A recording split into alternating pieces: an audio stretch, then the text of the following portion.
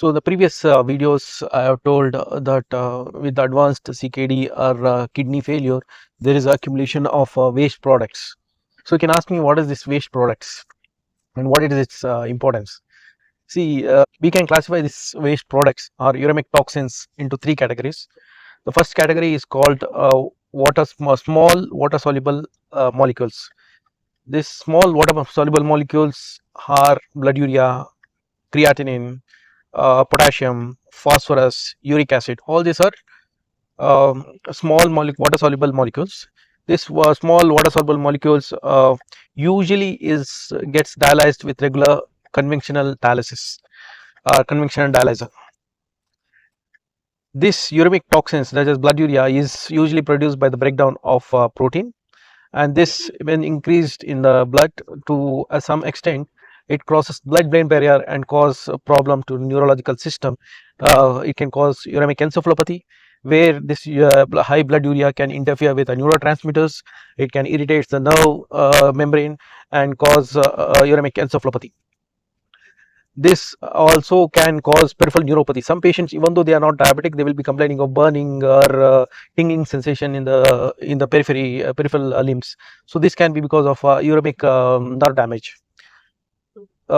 High creatinine it's basically a metabolite of muscle, where the creatine is converted to creatinine, which is constantly released in the urine.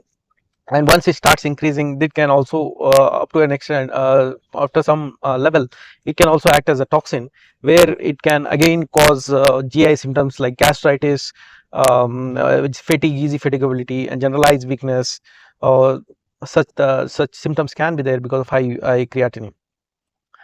Third is uric acid. High uric acids uric acids are produced from purine amino acids metabolism, and this has to be washed out through urine.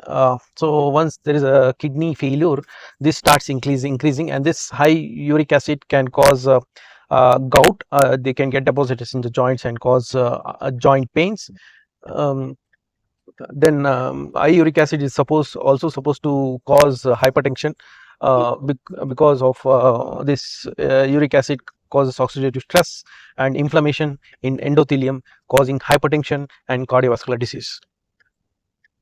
Next is phosphorus. This is also water soluble small molecule. This starts accumulating once stage 3 CKD advanced, when the CKD progresses to advanced stage from stage 3.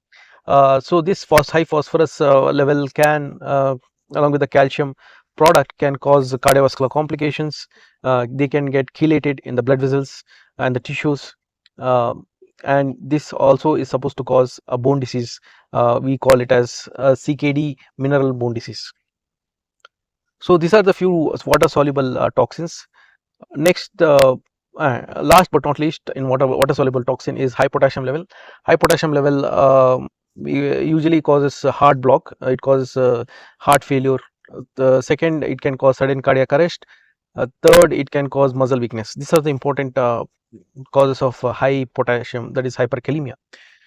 So next important toxin which we don't usually discuss in our day-to-day practice is middle molecules. The middle molecules such as beta-2 microglobulins, PTH, homocysteine. These are the peptides and hormones which are middle molecules, which are usually not dialyzed with conventional dialyzer.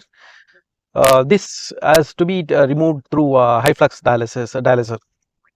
This beta-2 microglobulins, for example, can get accumulated over a period of dialysis, and then they can get deposited in the joints and cause pain and the stiffness in the joints.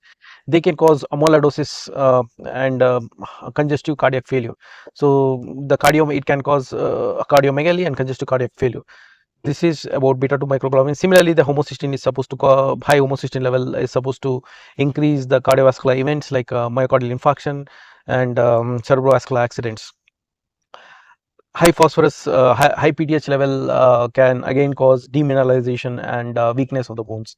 So these are the middle molecules, which is the size of around 5,000 to 12,000 daltons, and they are usually not dialyzed with conventional dialysis, and it has to be dialyzed through high flux dialyzer. Third is protein bound uremic toxins such as indole and phenols. These are produced in the gut because of breakdown of the proteins by the bacteria. So this again they are trying to use high flux dialysis to clear this. Second, they are using pre-probiotics so that this can be cleared.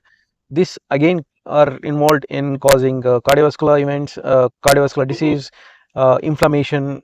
um um, they can cause nerve damage, they can cause decreased immunity. All these uremic toxins can decrease the immunity. They make the neutrophils, lymphocytes and macrophages lazy, and this can lead to decreased immunity, so they are prone for infections. So this is how this, if you don't dialyze them, this once there is a buildup of uremic toxins, we will have all these various complications. One is cardiovascular system is involved complications. Second is central nervous system or peripheral nervous systems are affected.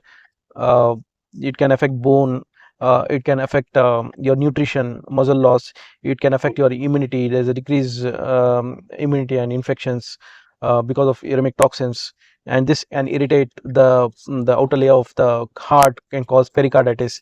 It can irritate the peritoneal layer region, causing ascites. So this is how this uremic toxins cause a problem or have toxic effects in CKD patients. Thank you.